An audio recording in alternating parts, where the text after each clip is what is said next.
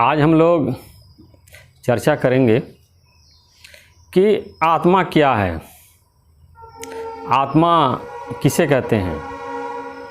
मज़े की बात यह है कि आत्मा के विषय में विज्ञान के पास अभी तक कोई प्रमाण नहीं है कि आत्मा है या नहीं है। इसके अस्तित्व को अभी तक विज्ञान ने सिद्ध नहीं किया है, या साइंस के पास जो है आत्मा का अभी कोई प्रमाण नहीं है कि आत्मा है या नहीं है। इसमें केवल अध्यात्म में ही रिसर्च होता रहा है। सृष्टि के आदि काल से, सनातन काल से जो सनातन ज्ञान है उसमें भी बताया गया कि आत्मा है, परमात्मा है। और तब से लेकर के आज तक जितने भी संत हुए हैं सब ने आत्मा को अनुभव किया है, और आत्मा को अनुभव के द्वारा ही आप जान सकते हैं। भगवद गीता में भगवान कृष्ण ने बताया है कि आत्मा अपरमेय है, इसका कोई भी प्रमाण नहीं है कि आप अगर किसी को चाहें कि ये प्रमाण दे दें कि ये आत्मा है, तो आप प्रमाण नहीं दे सकते हैं। केवल एक ही प्रमाण है, आप खुद उसका अनुभव कर लीजिए।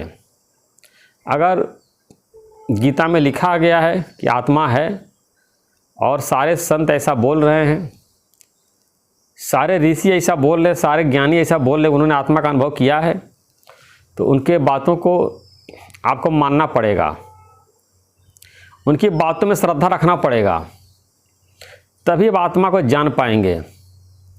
अब कहेंगे आत्मा दिखा दो, आत्मा दिखाई नहीं जा सकती है। अब किसी के पेट में दर्द हो रहा है, उसे कहिए अपना पेट का दर्द दिखा दो, तो पेट का दर्द नहीं दिखा पाएगा।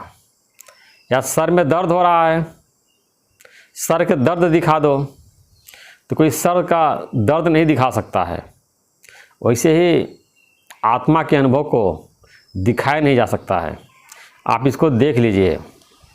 कबीर दास ने बोला है अथाह था संतन में दरिया लहर समानी, कहत कबीर गूंगे की सेना जिन जानी तिन मानी।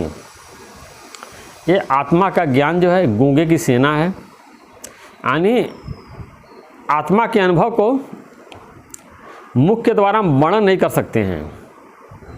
जो जान लिया, अनुभव कर लिया, वही जानता है।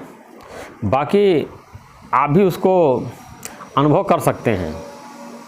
अब मज़े की बात यह है कि आत्मा आपका स्वरूप है, आत्मा आप हैं, लेकिन आप अपने को भूल करके, अपने स्वरूप को भूल करके अपने को शरीर मान लिया है, देह मान लिया है। और शरीर का जो नाम है, आज जो इसका फ़ोटो आप देखिए, पासपोर्ट साइज का फ़ोटो जो हर जगह लगता है, ऑफिस में, कहीं भी, जो स्कूल में, तो चेहरे को जो बना हुआ आँख है, नाक है, दांत है, गाल है, कान है, इस आकृति को अपना रूप मान लिया है। ये परिवर्तन भी हो रहा है। बचपन में कुछ और चेहरा था, जवानी में कुछ और है, बुढ़ापे में कुछ और हो जाता है। लेकिन आत्मा जो है, आपका स्वरूप है, वो अपरिवर्तनशील है। खुद आत्मा, इतना आदमी भूल गया, इतनी आश्चर्य की बात है, हमको हंसी आती है। ये खुद आत्मा होते हुए भी वो पूछ रहा आत्मा है या नहीं है, आत्मा होती भी है नहीं है, जबकि वो खुद आत्मा है। इस तरह से आदमी संसार में खो गया है, वास्तविकता को भूल गया है और जानता ही नहीं कि आत्मा क्या है। आत्मा तुम खुद हो। अब देखिए, शरीर पैदा होने से पहले, शरीर के मृत्यु के बाद जो अस्तित्व है वही आत्मा है। इस शरीर पैदा होने के पहले भी तुम थे, शरीर नष्ट होने के बाद भी तुम रहोगे। इस शरीर में तुम ही हो, वही आत्मा है जो तुम हो। केवल अपने को बॉडी मान लिया, आत्मा कोई और चीज़ है। आत्मा आप खुद हैं। भगवद गीता में बताया गया है कि आत्मा जन्म नहीं लेती है, आत्मा मरती नहीं है। आपका शरीर पैदा होता है, आपका शरीर मरता है। कोई किसी के शरीर को मारता है, आत्मा को नहीं मारता है। अगर किसी व्यक्ति ने किसी की हत्या कर दी तो वो उसने शरीर की हत्या कर दी, केवल उसके आत्मा से उससे उसका शरीर छीन लिया, उसके शरीर को नष्ट कर दिया। आत्मा को मारने में कोई भी सक्षम नहीं है। भगवान ने गीता में बताया, आत्मा को आग नहीं जला सकती है। अगर किसी व्यक्ति को कोई दुश्मनी में अगर जिंदा जला भी देता है, या कई लोग अपने आप को आग से जला लेते, सुसाइड कर लेते हैं, तभी वो नहीं मरते हैं, वो केवल अपने शरीर का नाश करते हैं। उनका मन जो उनको दुखी कर रहा है, जो आत्मा हैं, वो नष्ट नहीं होता है, शरीर के मृत्यु के बाद भी वो रहता है। तो आत्मा को नित्य बताया गया है, हमेशा सनातन सृष्टि का आदिकाल से अनादि है। यानी कब से है? अनादि काल से है, अनंत काल से। ऐसा नहीं कि कभी उत्पन्न हुआ है अब मरेगा, क्योंकि जिसका उत्पत्ति होती है उसका नाश भी होता है। तो भगवत गीता में तीन चीज़ बताई गई है, एक परमात्मा, एक आत्मा, एक प्रकृति। तो परमात्मा सभी लोग जानते हैं, कोई ईश्वर है। प्रकृति जो सारा संसार दिखाई देता है, ये आत्मा, ये नित्य है, वही आप हैं, इसको जानिए। और आप भूल गए हैं, माया में भटक रहे हैं। और आत्मा को तभी जान सकते हैं जब किसी गुरु के शरण में जाएंगे, संत के शरण में जाएंगे, आत्मज्ञान को समझेंगे। आपके अंदर चित्त जड़ ग्रंथि है, उसका नाश होगा, तब जा कर के आपको आत्मा की प्राप्ति होगी, आत्मा का अनुभव होगा। चित्त जड़ ग्रंथि मतलब कि आप चेतन हैं, ये जड़ शरीर को मान लिया है और यही शरीर को आप मैं मान रहे हैं और भटक रहे हैं। तो गुरु के पास जाते हैं तो गुरु बोलता है कि तुम ये जड़ शरीर नहीं हो, तुम चेतन आत्मा हो, जड़ शरीर अलग है, तुम अलग है। ऐसा जब निश्चय करते हैं और लगातार इसका अभ्यास करते हैं तो आत्मा का अनुभव हमको हो जाता है, आत्मा का साक्षात्कार कर लेते हैं, सेल्फ रियलाइजेशन कर लेते हैं, अपने स्वरूप को जान लेते हैं। आत्मा को साक्षी बताया गया है। आत्मा जागृत का साक्षी है। संसार में जो कुछ देख रहे हैं, कहीं आ रहे हैं, जा रहे हैं। जैसे आप कहते हैं कि वो व्यक्ति गया, वो आया, आज हम स्कूल गए थे, मनोज स्कूल नहीं आया, तो सब जागृत का साक्षी, सब देख रहे हैं। फिर गहरी निद्रा में तरह तरह का सपना आता है। सुबह उठने के बाद सबको बताते हैं परिवार में कि आज हमने ये सपना देखा है, आज बहुत बढ़िया सपना देखा, बहुत ख़राब देखा है। तो आत्मा जो है स्वप्न का भी साक्षी है, जागृत का साक्षी होने के साथ स्वप्न का भी साक्षी है, फिर सुसुप्ति का भी साक्षी है। जैसे लोग बोलते हैं कि आज हमको बहुत गहरी नींद आई, सुबह उठ के बताते हैं, वो व्यक्ति था जो जान रहा है कि आज मुझे बहुत गहरी निद्रा आई, जो उसको बोल रहा है, जो गहरी निद्रा का साक्षी है, वही आत्मा है। जैसे बताते हैं कि कोई व्यक्ति रात में 12 बजे रात को गिरजाघर गया और बोल रहा कि मैं 12 बजे रात को गिरजाघर गया था और उस समय 12 से लेकर 2 बजे तक हम वहाँ थे, कोई व्यक्ति नहीं था। लेकिन जब 4 लोगों को बता रहा है तो व्यक्ति था जो कह रहा वहाँ कोई नहीं था।